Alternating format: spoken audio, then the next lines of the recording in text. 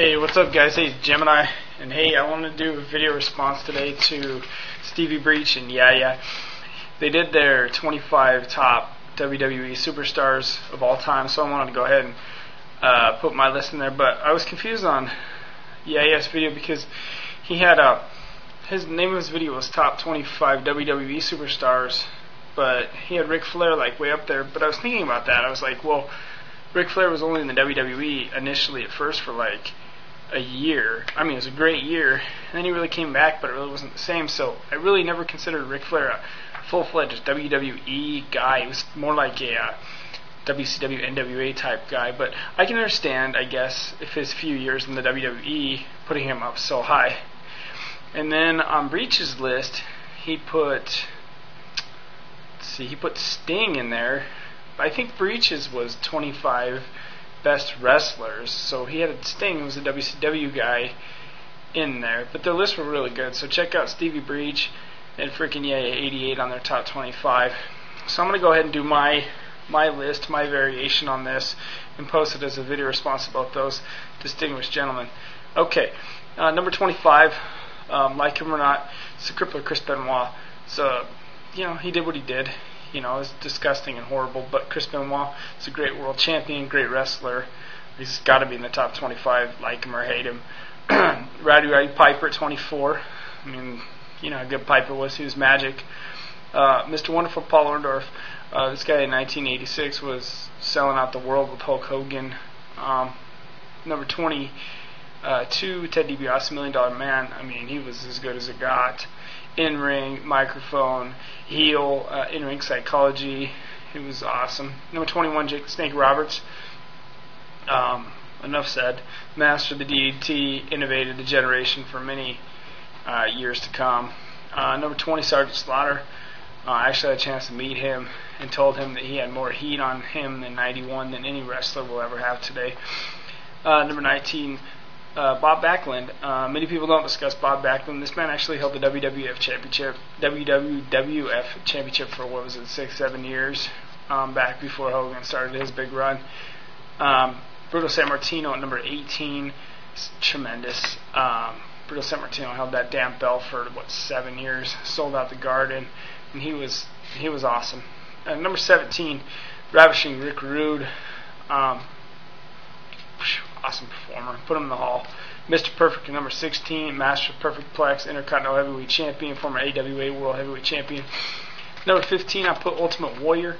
Won the World's Championship April 1st, 1990, Toronto, Ontario, Canada, defeating Hulk Hogan at WrestleMania 6, The Ultimate Challenge, one of my favorite matches. And I know Yaya is a Ultimate Warrior fan as well. Number 14, Mick Foley. His contribution in June of '98 in Pittsburgh when he came off the top of the cage was unparalleled in wrestling. Number 13, I put Edge.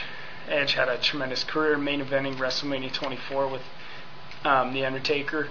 Number 12, I put Jeff Hardy. I thought Jeff Hardy had a tremendous run. I thought he was tremendously over in his time in the WWE. When he was really good, he was really good. No one can dispute the contributions Jeff Hardy made.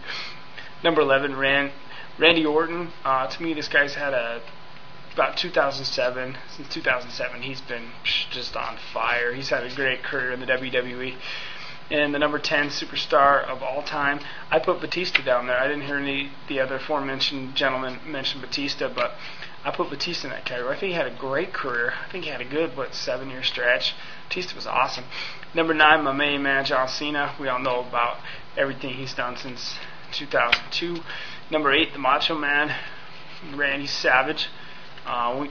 We know how good Randy Savage was. Just tremendous, multi-time world champion in both federations. One of the best technical wrestlers on the microphone. Everything you could ever be in wrestling. If you ever want to inspire to be something in wrestling, just look up to the Macho Man. He was the best. Number 7, Triple H. Don't get no better. One of the best in-ring big match performers in the history of the industry. Number 6, Bret the Hitman Hart, the guy who put the industry on his back in 1994 and held the company together with the help of The Undertaker and a few other guys. Number 5, Shawn Michaels. That might seem a little low for Shawn Michaels, But I've always said this about Shawn Michaels at number 5. Shawn Michaels is the greatest professional wrestler I've ever seen. Him and Ric Flair both are the greatest wrestlers I've ever seen in ring work. But Shawn Michaels wasn't the most popular. He wasn't the main draw, but he was the greatest professional wrestler I have ever seen. It's HBK. Number 4, the Phenom, The Undertaker, the staple mark of professional wrestling, the glue, the icon, like I said earlier, if you're ever going to aspire to be anything, listen, Undertaker's has made so many contributions and had so many big moments, and he's the fucking Taker. That's all I can say. Number 3, this is going to get a little controversial. I put The Rock at 3, and that's not a bad ranking to put him at 3. So that means there's only 2 guys in the history of wrestling who are bigger stars than you were. I put Austin at 2, and Hogan at 1. That could go either way. You could go with the adage, Austin should be a 1 and Hogan should be a 2, but there really would be no Austin if there wasn't for Hogan.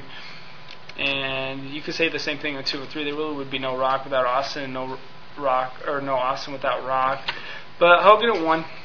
To me, he's the biggest draw ever in wrestling. He's the biggest guy they've ever had. He's the biggest star they've ever made. Hulkamania was as big as anything I ever saw. So, anyways, this is my top 25. I hope you guys enjoyed watching this, and we will see you next time. Thank you. Bye.